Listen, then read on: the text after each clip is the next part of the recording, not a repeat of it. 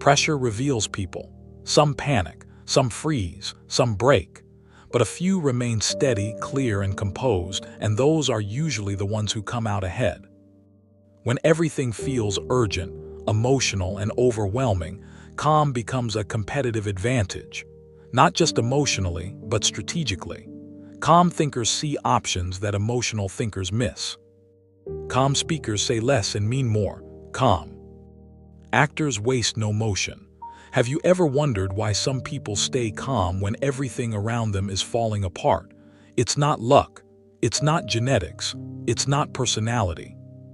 It is training, mental training, philosophical training, response training. The Stoics built entire systems around this one idea. Your inner state must not be controlled by outer chaos. Stoic philosophy teaches that pressure does not create panic, it exposes preparation. When pressure hits, you don't rise to the level of your wishes. You fall to the level of your habits. That is why calm must be practiced before it is needed. You cannot improvise emotional discipline in the middle of emotional fire. Most people misunderstand pressure. They treat pressure like an enemy. But pressure is neutral. Pressure is simply intensity and uncertainty combined. It is not automatically harmful. In fact, pressure is often the doorway to performance, growth, and leadership. The difference is interpretation. One person reads pressure as danger. Another reads it as responsibility. One collapses, the other sharpens. Two people can face the same deadline, the same confrontation, the same loss, the same risk, and produce opposite reactions. The event is the same. The mind is different. That difference is trainable.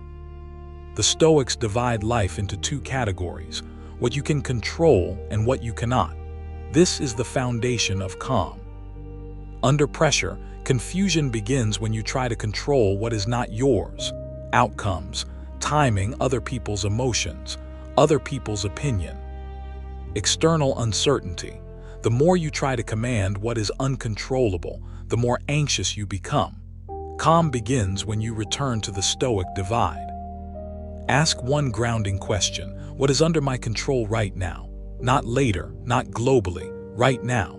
Your breathing is under your control. Your posture is under your control. Your next sentence is under your control. Your next small action is under your control. Your attention is under your control. That is enough to stabilize the moment. The first Stoic tool under pressure is the pause, a deliberate interruption between stimulus and response. Most emotional mistakes happen in the first 3 seconds: the unfiltered reply, the defensive reaction, the impulsive decision. The pause breaks the chain. The pause inserts intelligence back into behavior. A pause is not weakness. It is command. It signals that emotion will not drive the vehicle. Reason will. Breathing is the fastest biological reset you possess. Slow breathing directly regulates your nervous system. When breath slows, heart rate adjusts. When heart rate adjusts, threat signals reduce. This is not philosophy, this is physiology. Stoic calm is not mystical, it is mechanical and trainable. Emotion always demands speed.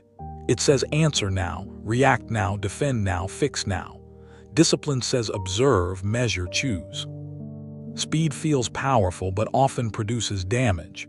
Deliberate response feels slower but produces accuracy. Under pressure, accuracy beats speed. Create mental distance from the event. Instead of saying, "This is a disaster," say, "This is a problem to be handled." Language changes emotional intensity. Words are emotional amplifiers. Change the words, reduce the surge. Stoics practice something called cognitive distancing. You step back mentally and describe the event as if you were an outside observer. Not "I'm ruined," but a setback has occurred. This shift reduces emotional flooding and restores problem-solving capacity. Another Stoic method is premeditation of difficulty, mentally rehearsing hardship before it happens. This is not pessimism, it is readiness training. When the mind has calmly visited difficulty in advance, reality produces less shock. Less shock means less panic. Less panic means better decisions. Fear grows in vagueness. Undefined threats feel enormous. Defined threats become measurable. When you name the fear clearly, it shrinks. Ask, what exactly am I afraid will happen? What specifically would that cost me? What would I do next if it happened? Clarity reduces terror. Your body posture influences your emotional state. Under pressure, most people physically collapse, shoulders forward, jaw tight, breathing shallow. This posture signals defeat to the brain. Reverse it deliberately. Straighten the spine, relax the face, slow the hands. The body can lead the mind back to stability. Move slower when pressure rises. This feels counterintuitive, but it is powerful. Rushed motion feeds panic. Controlled motion feeds authority. Watch elite performers, surgeons, pilots, special operators. Under pressure, they move with deliberate economy, not frantic speed. Lower your voice when tension rises. Loudness increases internal intensity. Quiet speech forces emotional regulation. Calm. Voices control rooms more effectively than aggressive ones. Silence is one of the most underused pressure tools. Not every accusation deserves an answer. Not every challenge deserves engagement. Silence prevents escalation and preserves energy. Many conflicts burn out when denied emotional fuel. Never make major decisions when emotionally flooded. Emotional flooding narrows thinking and exaggerates risk. Delay the decision if possible. Time is often the hidden ally of wisdom. Handle pressure sequentially, not globally. The mind panics when it tries to solve everything at once. Break the moment into the next physical action. Complete that, then the next. Progress creates psychological momentum. Momentum reduces panic. Calm is built in routine, not in crisis.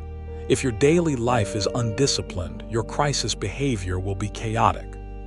Small daily discipline, finishing tasks, controlling impulses, keeping promises, builds emotional reliability under stress.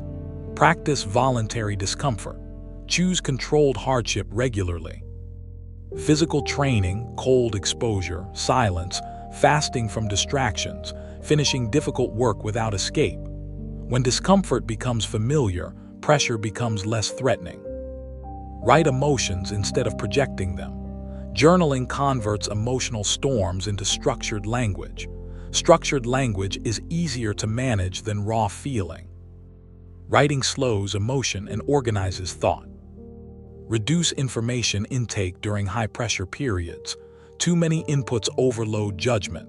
Calm requires signal, not noise. Filter aggressively when stakes are high.